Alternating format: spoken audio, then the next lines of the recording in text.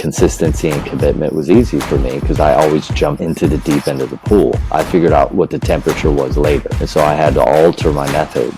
And my body forced me to do that because when you have a body full of pain, I'm actually the one who's responsible for this pain. And I did something that was very vulnerable for me. I reached out and I asked for help. Today's guest is Christopher Maher, retired Navy SEAL and holistic wellness practitioner. In this episode, Chris shares his powerful life story of how he put down his guns, healed physically and mentally from combat, and entered his path to physical and spiritual enlightenment. That at least put me on the path, and I needed much deeper help than that because I had also had childhood trauma that had never been dealt with. I was basically moving through life, piling ice cream on top of shit and calling it ice cream. All right, my friends, it's Dr. Anthony Balduzzi, and I want to welcome you back to another amazing episode here on the Fit Father Project and Fit Mother Project podcast. Today, we're joined by guest expert Christopher Maher. He is a retired U.S. Navy SEAL, a best-selling author, and a holistic wellness practitioner. And Christopher is regarded as an unparalleled authority in stress resolution, personal evolution, and quite frankly, healing on all levels.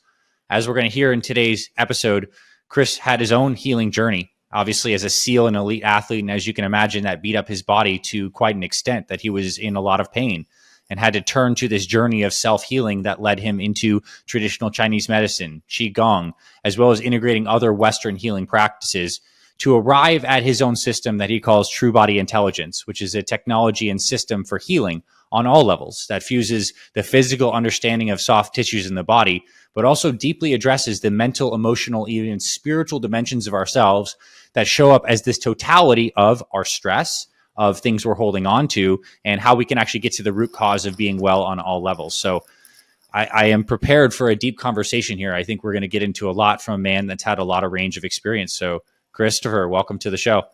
Thank you. Thank you, Doc. I'm happy to be here.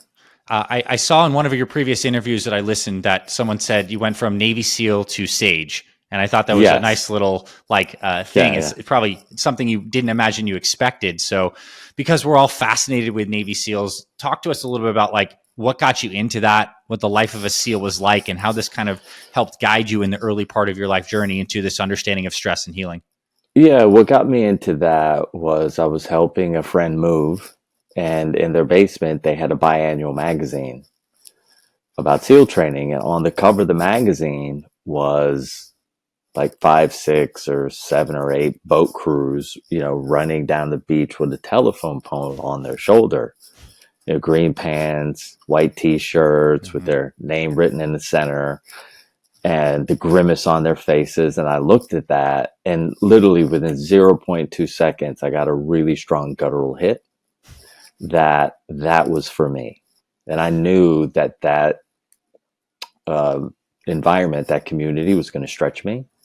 So I picked up the magazine, I read through it really quickly. And then, a week later I was at the recruiters, and, a few months later I was gone. Wow. Right. It's like, for me, if I get a strong guttural hit, I go for it. I never look back. Yeah. Other people, they like to look into the past. No, I'm like, this is for me. This is for sure. And, when I got to SEAL training, it was very different than I think what I had imagined. And it was a lot of serious physical output, right? Like the moment you land and you get on the beach in the morning, they call it PT, which is physical training, right? Mm-hmm. And you're just beating yourself up every day. And let me think, let's say you did I'm sure a lot of people heard of CrossFit and did CrossFit. Yeah, sure. But imagine doing CrossFit, 10, 12, 14 hours a day, every day. Yeah. Right. After you get through that first week, you're like, I have no idea what's going on. And I remember for me, there was a point where we were doing these flutter kicks, seated flutter kicks on the beach. And you have these tan shorts on, and the sand gets between your shorts and your skin, and it wears a little red cherry at the crack of the bottom of your sacrum. Right. Mm-hmm. And I remember looking up towards the heavenly realms thinking, what? Why am I here? What's the point of this? And I remember hearing the voice go, listen, suck it up.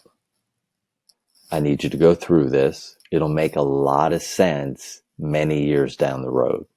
And I was like, okay, I'm in. Mm-hmm. So from that point, SEAL training was easy in the sense that I was 100% present, but difficult in the sense that I was really lean, right? Mm-hmm. And I did hydrostatic testing, so I was 1.8% body fat. And they said, this seems too low. We need to redo the test. They did the test again and again and again and again and again. And then they came up with the assumption is the reason why mine is so low is I have no organ fat. There's no fat around my organs. Mm-hmm. So I struggled with hypothermia. Yeah, I bet. Right? Core temperature was dropping down to 86, 80. Wow. 87.6, 87.4 degrees. And you can imagine, the regular temp is 98.6. So if you go up to sort of 104, you're cooking your brain. So imagine going the opposite direction, right? From 98.6 down to 87, right? So everything in my body's getting really cold. Mm-hmm. So I had to figure out how to eat more food, Mm-hmm. right? And for me, I was always someone who was into fasting just naturally. I woke up in the morning when everyone was eating breakfast. I really was never hungry. Mm-hmm. And I've done a lot of study into human design, and I'm actually designed to fast, but that was not the program for me to be me. So I would eat a lot of food right before I would go to sleep, and I started to put on some weight. Mm-hmm. And I gained about 25 pounds. Mm-hmm. And then things were easier for me. And then the SEAL teams, it's a SEAL team. So it's full of hardened men who have no compromise. There's zero compromise in the SEAL teams. Mm-hmm. Okay. It's perfection all the time because guess what? Lives are on the line. You make a mistake, somebody dies. Even in a training evolution, right? You make a mistake, you get seriously hurt. Mm-hmm. So in that dynamic, you're on all the time. From the moment you get to work in the morning till the time you get home at night. And remember, we do a lot of our work in the dark, Mm-hmm. right? So it's odd hours and, you work hard, you play hard. And, I burned my energy at both ends of the candle. Yeah. And there was a cost for that. I had no idea because I was really young that there was going to be a cost. And the cost was my joint health. Right. I ended up with a lot of soft tissue injury, a lot of soft tissue pain. And then that branched into a reduction in vision, reduction in hearing, needing a full-blown hip replacement, pain at the center of my hip, throbbing constantly all the time. And, I'm giving you the distilled version. Sure. That's a 12-year process to get to where I got to. So, and then, I'm ambitious in the sense that, I want to squeeze the most out of the life experience.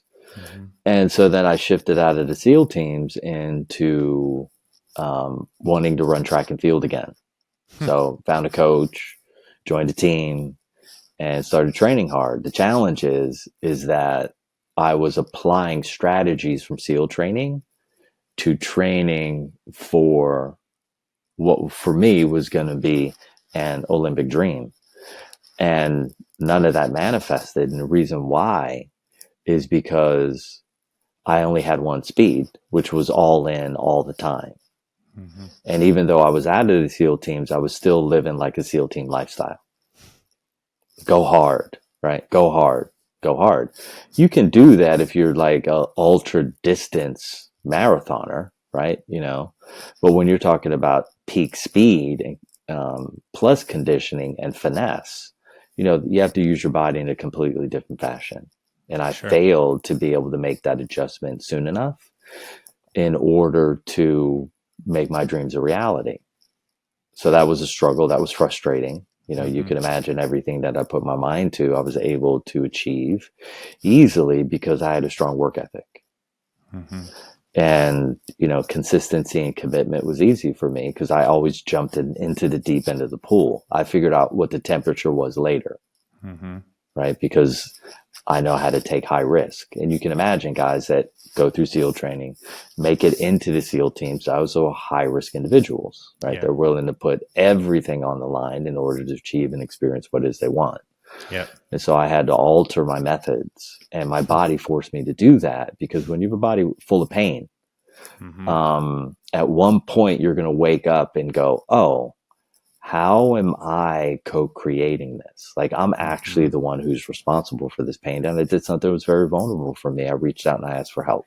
And I got that help from a dear friend who also went through SEAL training, got into the SEAL teams, and decided to get out and go back to college and, move his life in a different direction. And he offered me some serious help. Got me into juicing, got me looking at my body in terms of rolfing, structural integration, yoga, stretching. And that at least put me on the path. And I needed much deeper help than that, because I had also had childhood trauma that had never been dealt with. Yeah. And so I was basically moving through life, piling ice cream on top of shit and calling it ice cream. For sure. And so then I had to, pull all the ice cream off the top and then really clean out the bowl.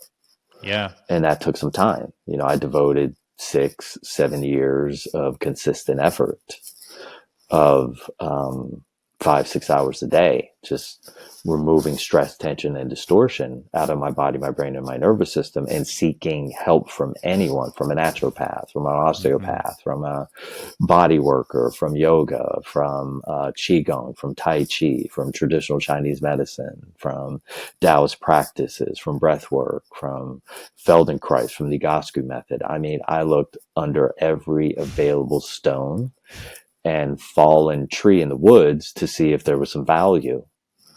And then I started to really understand things. I started to understand the limitations of each one of these systems. I started to get a lot of help from a lot of other people who knew things that I knew nothing about. And then suddenly it all started to really click in and make sense, because I started to apply all the work every single day. And I basically took the discipline and the hard work and the effort and the consistency that I learned from SEAL training, and I turned it into HEAL training. Right. And I put my vision back online. Yeah. Okay. I'm going to be 56. I never wear glasses. My hearing is awesome. My sleep is deep and profound. I wake up every morning, whether I get 3 hours of sleep, 4 hours of sleep, 5 hours, 6 hours, I'm totally on point. I feel great. I look good. And, I perform every day at a very high level, and I deal with very complex situations, and I help people find, simple, pragmatic solutions for very complex emotional experiences. And I help them, and then I teach them how to maintain a high state of freedom within themselves, so they can have inner peace. They can experience inner freedom, and then be at peace with the world around them. I mean, yes, it sounds like exactly what I want to get into unpacking. And I just also want to say, you literally just distilled a life journey up to this point in 10 minutes. And I think you did a brilliant job. I feel like I have an understanding of your trajectory, but also I know that you literally just gave us facts, and everything, the transformation that happened between all those different details is profound to have you here in such an integrated way. Something that strikes me is the significance of how everything is connected when we look back. Like, well, you haven't exactly shared what your childhood trauma is, but that obviously played a big role into the fire that you have had in your being and your personality, that you've channeled first into SEALs and now into this mission to learn healing and then transmit that to others. That you've always listened to your intuition as a guide, that gut check is guided you on all these things. And I think where I want to take this now is certainly getting into some of your method, but first off through the frame of stress, because what I've seen in a lot of your content and training that I reviewed is you talk about this idea of stress load, and you think about and talk about stress in a slightly different way than maybe the mainstream conversation, and on deep levels, like that there's stress in related to this like generational trauma level, as well as stress maybe with our environment not being conducive to natural law and right living, and then maybe our mental emotional patterns. So let's get into talking about like the stress concept, and then we'll see where we go from there. Yeah. The way that I look at stress is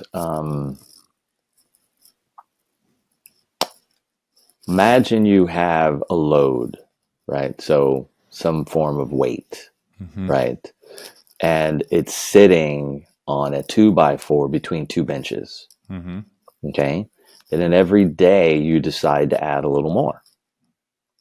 And then every week add a little more. Where there's going to come a point where that 2x4 is going to begin to split because the load of force, gravitational force, right, Mm-hmm. pushing down on it is greater than it can support, Mm-hmm. right? And so when you look at humans, humans can recover, even a healthy human, like a supremely healthy human, can only recover from so much stress in a certain period of time. And so I break things down into 24 hours, right?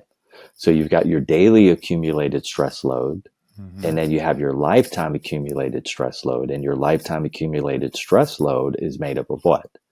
Everything that you've experienced in this lifetime that went unresolved up until this point through your daily accumulated stress. Mm-hmm. So let's say someone went to work, and a typical day is 8 hours. Mm-hmm. And today they had to work 14 because they have a deadline that they have to meet. And then suddenly that pattern of this deadline, that pressure of that deadline now causes them the next 4 weeks to have to put in 12 and 14 hours a day. And they're used to put in 8, right? Mm-hmm. So that means now that time that they would be recovering, that time that they would be in peace, that time that they would be in their hobbies and personal development is now being devoted to focus work, right? Yep. So that means that the stress from Monday that goes unresolved, that was never going to be resolved by sleep because it's greater than what you can resolve with your sleep and your nutrition, Mm-hmm. is now Monday's going into Tuesday. And now Monday and Tuesday stress loads are now inside of Wednesday. Yep. Now Monday, Tuesday, and Wednesday is now inside of Thursday, right? Mm-hmm. And it's a little bit, right? Well, guess what? Do that for 30 years. Yeah. And guess what happens? One day you bend over to pick up a towel that's fallen onto the kitchen floor, and now you can't get back up. Mm-hmm. Why? Because over time, right, your lifetime accumulated stress load has gotten so high that now you're going to have what you would term as the experience of blunt force trauma. Right. You go down to pick up this sort of benign experience, and you're grabbing this towel, and next thing you know, you can't get off the floor. Yeah. And you're bedridden. And people go to work. Hey, where's Bob? Oh, something happened to Bob's back. And now Bob is in 6 months of recovery because Bob ignored, right, how to live a healthy life and deal with his lifetime accumulated stress loads. And when you look at your lifetime accumulated stress load, it's also made up of your generational tension, stress, and distortion that was passed off to you before you ever came out of your mother's womb, right? So we're talking at an epigenetic level and a genetic level.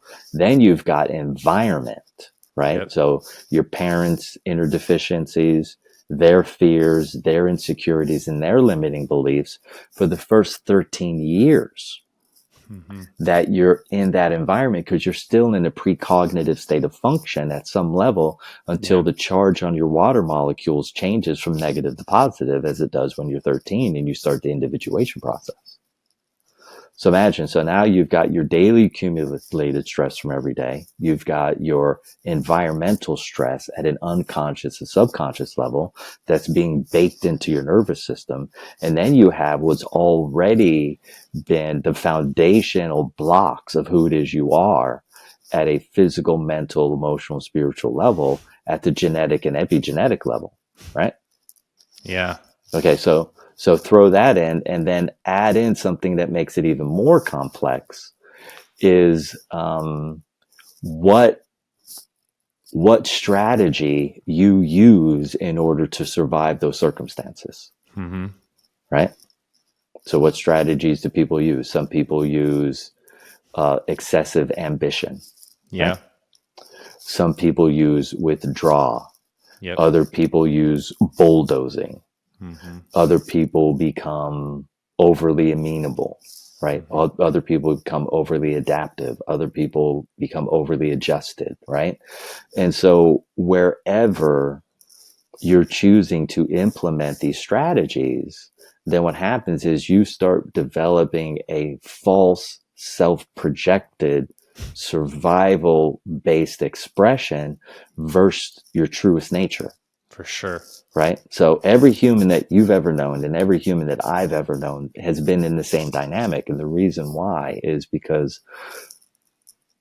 all humans have been dealt and handed a broken down suitcase.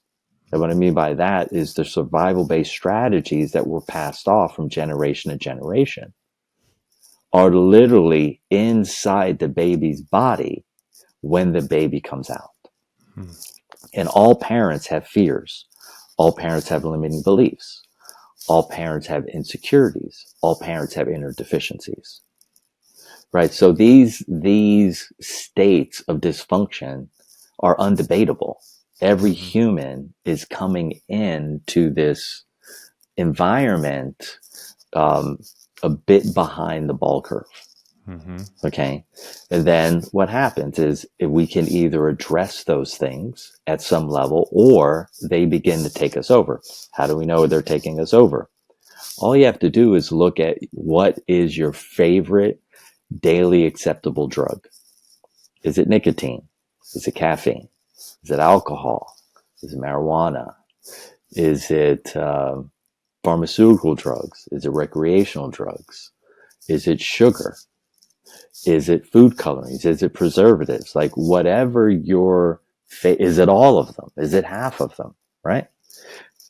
Why? Because all those substances cause humans to do what? They get to numb out, Mm-hmm. right? They take the brain and they numb out the brain. Well, if I numb out my brain, it puts me in a situation where I no longer have to feel. Well, what am I avoiding feeling? I'm avoiding feeling the separation from myself. Okay. And the more that I use the daily acceptable drugs, okay, the more separated I get from myself. Mm-hmm. And then what happens is my strategy that I use to survive my circumstances can become my winning strategy for life. And then once my ego receives positive feedback that that's a correct strategy, I continue to fuel that strategy with more effort, more energy, more consistency, more passion. And then eventually I wake up one day, I've had the success that I've craved, right? And yet I'm way far away from the person that I was actually designed to be. That's quite a conundrum to be in, right? Think of the juxtaposition of that. Yeah. And how complex that is at a psycho-emotional level. For sure. Okay. And so what's the solution? The solution is you have to reduce your lifetime accumulated stress load to a point where you're able to take a risk. And the risk is to be yourself. Well, how will you know who you are if you're unable to take the risk? Right? Like, think about this. We're living on a planet right now where there's 10 wars going on simultaneously. And you and I are sitting here on the opposite end of that. We're having a conversation about health and wellness and stress and personal development and growth. And yet all we need to do is travel 6,000 miles in any direction from you and I, and we're going to find conflict. Yep. Right. And yet everybody on the planet knows that they know at a base level that they are love. Yep. Okay. That, that kindness matters, right? Consideration matters. Okay. Emotions and feelings matter. thought process, spiritual development, a connection to source matters. And yet, this is going on. Well, how could this be going on unless all of us were playing a part at some level? Mm-hmm. And everyone is, because everyone was born into a body filled with survival-based strategies. Mm-hmm.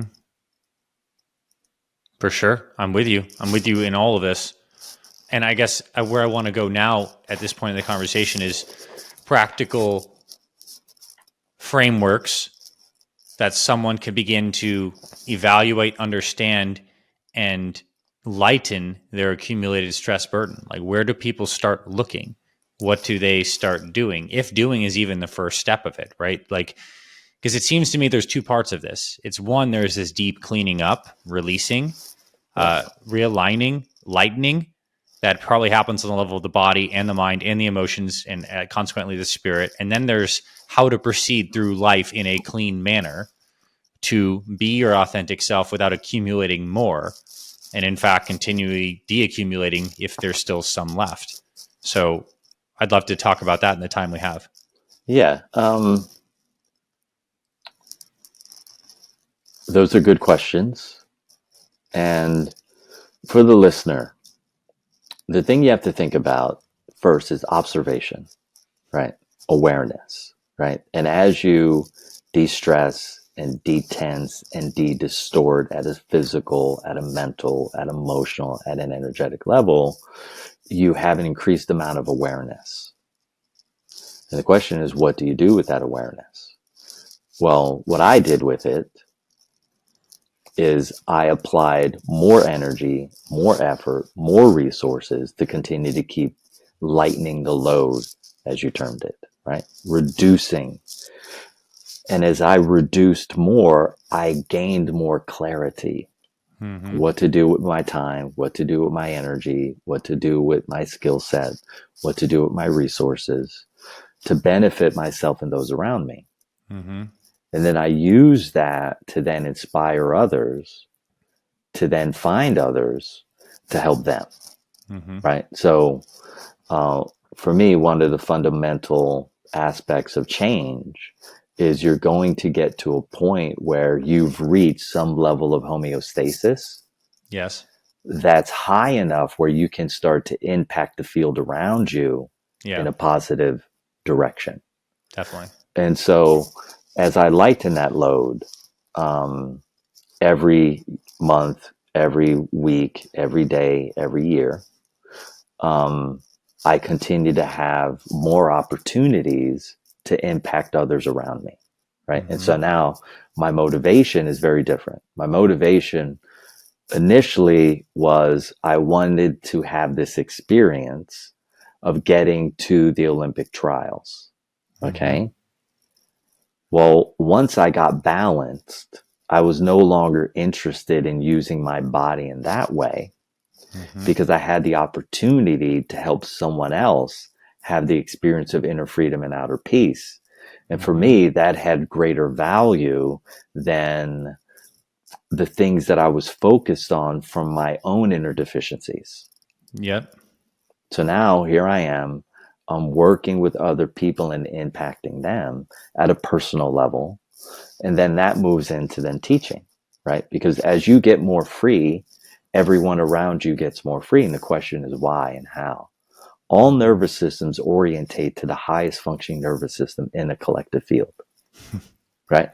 So when I'm in alignment, everyone around me is also in alignment.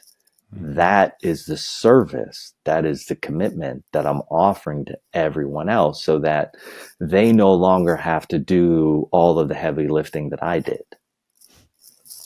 So I continue to do everything that I can to keep myself in supreme alignment so that I can create more impact, right? More positive impact so that others know, hey, there's actually an opportunity to have a sense of freedom, to have a consistent sense of peace, to have access to a consistent sense of joy, to be able to have access to feelings of hopefulness, to be passion focused. And so lightening the load leads to greater opportunities to create profound impact. Yeah. And so the lighter I get, the more impactful I become. And so now my motivation is impact on self, family, community, culture, nation, globe. Yes. Right? And so now I'm looking at myself as this multi-dimensional being in terms of my impact. Yep. And that is what is more important for me. What I notice when you share that is that activity is one thing. The orientation behind the activity is what makes it either generative or accumulating of energy and life energy, or dissipating. Yes. At this point, because you are free internally and you have healed and you have unloaded, you are still incredibly active, and maybe even more so active, but it is in a way that is actually building you and others up around you, versus the activity that is through dissipative relationships. What are we committed to that we're actually not? Like, what is out of alignment? What's draining us that we know that we're still holding on to? That can be a lot of activity that's actually kind of depleting the life force and the alignment. So I see the landscape here, and it seems that the person who is on the side of realizing there's a lot of, I'll use the word like these heavy power leaks, I guess, if you will, the lack of alignment and healing on these levels, must first ask some powerful questions to see where those leaks are happening. And then honestly, to create new commitments and perhaps boundaries, and to cut some things off and to start some new things. But it's a deep cleanup process. It's like spring cleaning of your life, physically, mentally, emotionally, spiritually, on all these levels. Yeah, I said to myself when I got into this, and I've always listened to the inner voice, and the inner voice said, look, you're going to have to be focused for 30 years. You're going to have a 30-year plan. And I was like, ooh, okay, 30 years. Like, that's like a serious commitment. And, once I made the choice to do that and get in alignment with, that covenant that I created with Source, then everything lined up for me, right? So what I mean by that is my focus is still the same, and that's to know love as its greatest measure, and then to share the greatest measure of that love to create the greatest amount of impact. Mm-hmm. Right? That's been my one true focus for 24 years. Okay. Because that is my focus and that is my intent, I continue to meet more people who can help lighten another aspect of the load that I was unaware of. Yep. Because my intent and my commitment to that intent is so whole. Mm-hmm. Right? And so what I would offer to the listeners is, look, increase your observation of yourself. Okay. Look at where what you term very well, leaks, right? Where your energy is leaking out, where your consciousness is leaking out, where your resources are leaking out, where anger, frustration, agitation, irritation, fear, hate, rage, anxiety, and self-righteousness are bleeding into you, right? Mm-hmm. So seal up those holes so those energies are no longer coming in, right?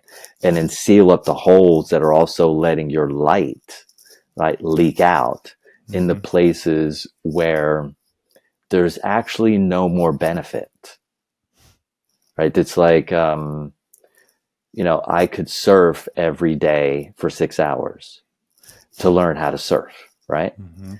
And there's going to come a point where 6 hours is, I'm actually losing time because I've achieved a certain level of skill. Well, now I only need to surf for 5 hours to have the same amount of fun, to produce the same amount of result. Then there's going to be 3 hours and 2 hours. So what I'm saying is there are diminishing returns. Yeah. And so if you're still going to the bar every night looking for love and attention, there's going to come a point where you realize that this is unsatisfying. And at that point, you have to make a shift, right? Everyone has to go through what they're going through when you put your focus on awareness, you know when it's time to pivot Yes. into a different direction. So never judge yourself. Like, Yes. like walk away from judging and criticizing. Every human is here to struggle because that is a part of life, right? The more we struggle, the more we learn. Failure is the greatest part of success. Risk. Take some risk. If you have a relationship that is causing you too much anxiety, causing you too much anger, causing you too much frustration, causing you to be too self-righteous, then do yourself a favor and complete on that relationship, whether that's a relationship with food, whether that's a professional relationship, whether that's a personal, whether that's a romantic relationship. If the detriment is greater than the reward, you have to be willing to be honest with yourself and step away and go, okay, I'm choosing more light, more love, and more presence. Mm-hmm. And when you make the choice to choose more light, more love, and more presence, the people who can help you get more of that, they show up. Why? Because this is an immersive collective field of energy that's constantly morphing and shifting to meet you at what it is you crave at the deepest part of yourself. And so the intent is the greatest part of what you can create. So get clear on your intentions and then be committed as you can, right? Is it going to be perfect? No. Why? Because it's meant to be imperfectly perfect. Mm-hmm. Part of the process is losing to win, winning to lose. Mm-hmm. Okay. And so we want to be able to be involved and understand the dynamics and the universal laws of development, of evolution, so that we can maintain a space of neutrality. And so the Mm-hmm. purpose of lightening your load is to get into neutrality so you can add nothing and take nothing away. Simply see things for an actual account of what they are. Mm-hmm. And in neutrality, there's spaciousness. Now I can accept everything that everyone's doing outside of me because I realize that they have their own dynamic relationship with source. I can pull away my disapproval. I can pull away my judgment. I can lessen my criticism, and I can get out of competing with source. And once I get out of competition with source, I then am a very powerful tool for transformation, for transmutation, for transfiguration, and for change. Because now I can do it at the physical, the mental, the emotional, and the spiritual level. Yeah. And so if what you here to experience is mastery in transformation and growth, then these are some basic stepping blocks that you have to understand. Reduce your addiction to one of the daily acceptable drugs. Take about a month. Every week, use half of what you've been using until it no longer has an effect on you and you can step away from that. Because everything that you put into your body is going to have an effect on your mind. If it's having an effect on your mind, it's affecting your emotions. If it's affecting your mind and your emotions, it's affecting your body. It's affecting your mind, your emotions, and your body. It's affecting your energy and your environment. Yep. And so if what you're looking for is inner freedom and outer peace, and you're looking at the world around you and you're thinking, wow, this is a crazy place to live, then you only have one real choice. And that is to become free internally and commit to being the change that you want to see in the world. And get outside of fantasy, because most humans live in fantasy. They think, well, if I keep showing up every day and doing all the things that cause me problems, I'm going to end up with a wonderful life. And the reality is that's a fantasy. Okay. It's better to be in reality and go, hey, I turned left and I got slapped really hard across the face. Yeah. Do I really want to wake up on Saturday morning and take that same exact turn and then get slapped again? Well, some people are dense, some people are stubborn, some people are slow. So whatever you have to do in order to grow, focus on being honest with yourself. Some people are honest with others. It's easier for them. They're dishonest with themselves. Other people are really honest with themselves and dishonest with others. And when I say dishonesty, it's different than lying. What I mean is allowing someone to attach to where you are at an emotional level in relationship to whatever it is you're experiencing. Okay. And that can be difficult. Yet I think it's important to focus on your self-awareness through consistent observation and being as honest as you can with yourself. Look, eat a food. If it makes you sleepy and you eat it again, that should be telling you that that food is stealing energy from you. Mm-hmm. If you eat food and it energizes you, okay, and you feel good and you feel grounded, that should tell you that's a good food for you. Who cares what the magazine says? Who cares what the report says? Eat foods that make you feel good. Now, if you eat a food or you drink a beverage and it makes you jittery, right? Maybe that's too much stimulation for you, right? Mm-hmm. Because the beautiful thing is the mind will lie 1,000 lies. The body always has to tell the truth. Yeah. The body always tells the truth. So eat something, sample something, drink something, see how it makes you feel. If you feel better, you do better. When we feel good, we do good. When we feel bad, we do bad. Mm-hmm. It's so true. And the underlying premise has to be one, that you are here to become free and the greatest expression of yourself. And two, that this is your journey. There's the level of ownership in this. Like that's the subtext of all of this. I think that falls apart when you're asleep, or you're not accepting that you're on this path of this unfolding journey of self-discovery, self-embodiment, self-mastery. And if you feel that like you're not the one actually driving all of this, you can get stuck in that victim mindset. Does that seem true to you? Yeah, yes, for sure. And there's a certain portion of the population, for all the listeners here, if you go and you study a little bit of human design, you're going to see there's 12 profiles. And you can go probably to humandesign.com or pick up a book on human design or get on the internet, get onto YouTube and look up human design. And there's what's called the martyr profile, right? And of the 12 profiles, 1/3 of the planet they have a 3 line. Okay. And the 3rd line is a line of the martyr. Right. And so they're here to learn about life through trial and error. And I always teach people that have a 3 line to celebrate your mistakes. Right. Because I was raised in the 70s. Okay. And so whenever you made a mistake, parents then delivered a punishment relative to that mistake. Well, then what that caused you to do is to be averse to making mistakes and more focused on perfected image. And that is a pathway that will lead to a lot of frustration and agitation, a lot of self-judgment, self-criticism, self-disapproval. So what I say, if you have a 3rd line and you are a mistake-making fool, learn to celebrate your mistakes so that you can do what? So you can move in the world and you can take risk, make small bets. And as you take risks, there's more opportunities for growth. There's more opportunities for love. There's more opportunities for freedom. There's more opportunities for peace. Yet if you are a 3rd line profile and you become risk averse, you will live a very small life. Mm-hmm. And then everything needs to look this way and sound this way and be this way in order for you to be okay. And there's no freedom in that because that's an excessive state of control and containment. Mm-hmm. And how do we get out of those excessive states of control and containment? You do it by reducing your lifetime accumulated stress load.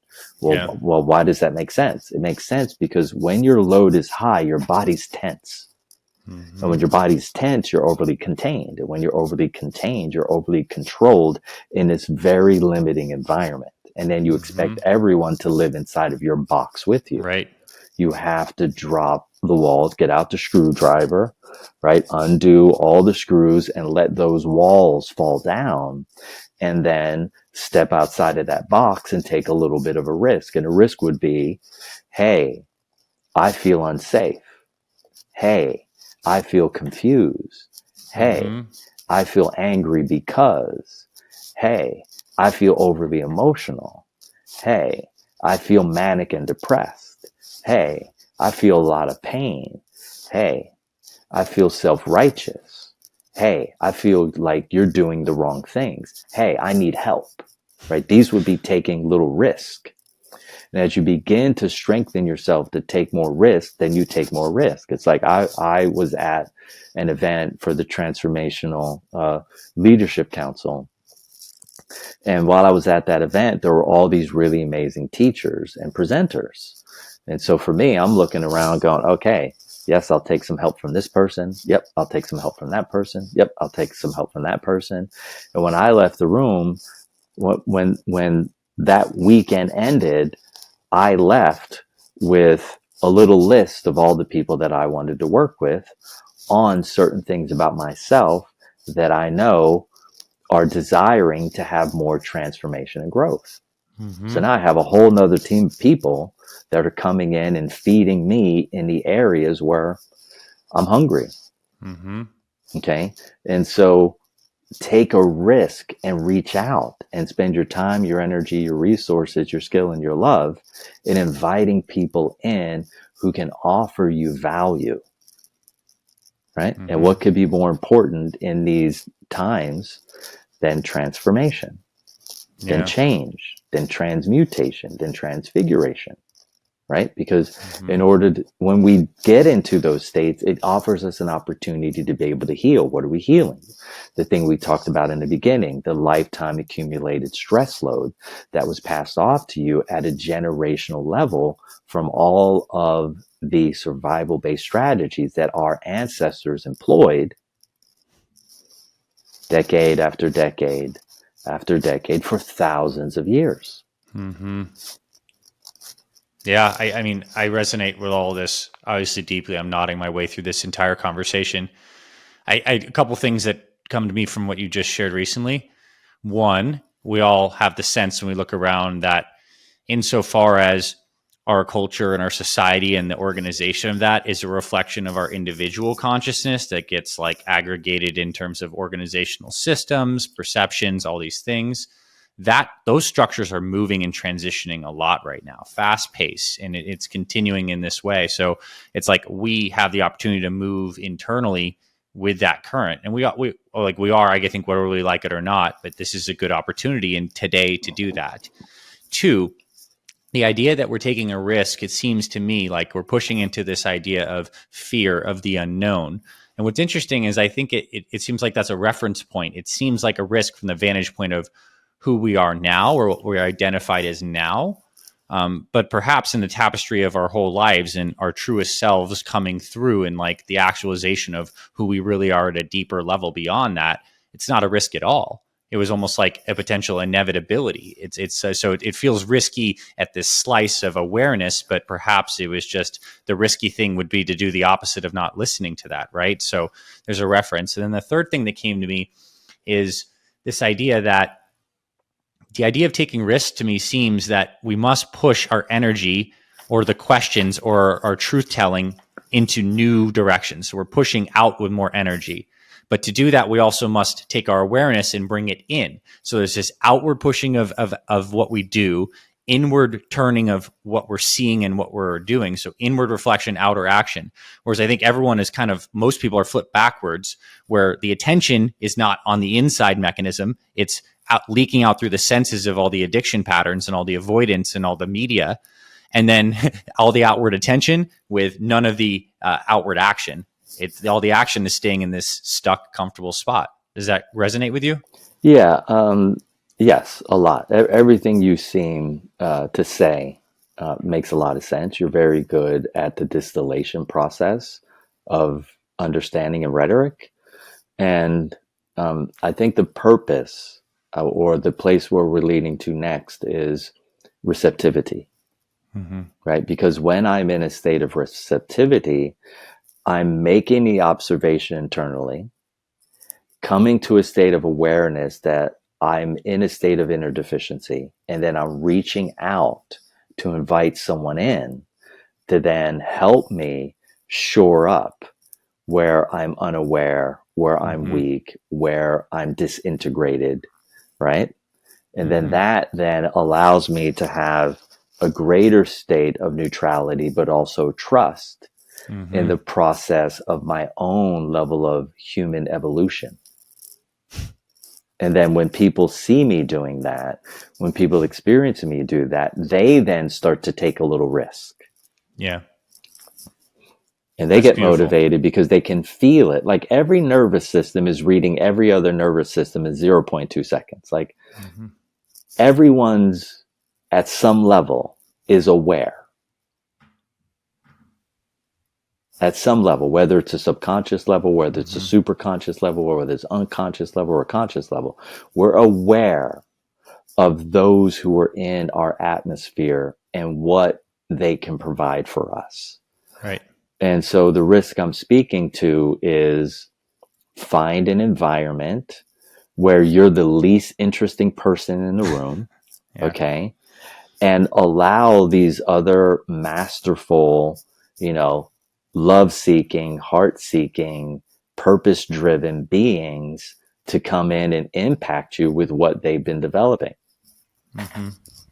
Christopher, this has been a journey of a conversation. I mean, I'll reflect for me personally.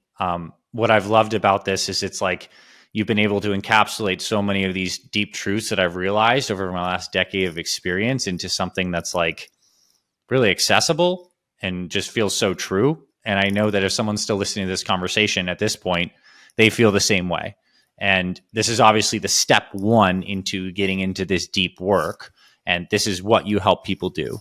So I would love for you to announce to us ways that people can go deeper with you, whether it's through your book or your websites or exploring coaching and all the other things you offer. Like, please share with us in conclusion here. Okay. So, one, thank you for providing this opportunity. To the listeners, look, the easiest way to get in contact with me is to go to truebodyintelligence.com. At truebodyintelligence.com, the first thing you're going to see when you open the page, you're going to see my book, right? For me, knowledge is power, is an opportunity to experience power. Applied knowledge is power, right? So the book's a quick read. It's a quick download. Once you have that information, you email me at support@truebodyintelligence.com. And if you're inspired, I will get on the phone with you and have a conversation. There's no cost to that. Okay. If you're vested, I'm vested. If you're vested, I'm vested. Right? Because a lot of people helped me out along the way. And this is one of the ways that I return the favor. I return the love. I return the heartfelt action that people delivered to me. So truebodyintelligence.com, read the book, email me at support@truebodyintelligence.com, and we'll get and have a beautiful connection call, and I will serve you powerfully in some way. I love this. Christopher, thank you. I will be picking up your book and reading that myself, and I hope that others do the same. Hey there, my friend. Thank you so much for tuning in to this week's episode of the Fit Mother Project podcast. If you love what you heard, I have a favor to ask you. Please consider taking 60 seconds right now to leave us a rating and review on our podcast. Leaving us a review is super quick. It only takes a minute, and it's so helpful to us as it really boosts this podcast to reach more people who need this information and this message. If you're listening on Apple Podcast, you can leave us a star rating and review. If you're watching on YouTube, you can hit the like button and leave us a comment. Overall, I truly appreciate you being with us here on the podcast. On behalf of me and my entire Fit Mother Project team, we truly feel honored and grateful to support you and your family on your journey to fantastic health. I thank you for your support of this podcast and of this mission. Also, if you're interested in joining our Complete Fit Mother program and becoming an official member of our community, you can visit our website, fitmotherproject.com. And on the Fit Mother site, you'll be able to see our Complete Fit Mother program, along with our online store with the best supplements designed for busy moms. And you'll also find a ton of free resources like recipes, workouts, meal plans, and more. God bless you and your family. This is Dr. Anthony Balduzzi signing off. I'll catch you on the next episodes of the Fit Mother Project podcast.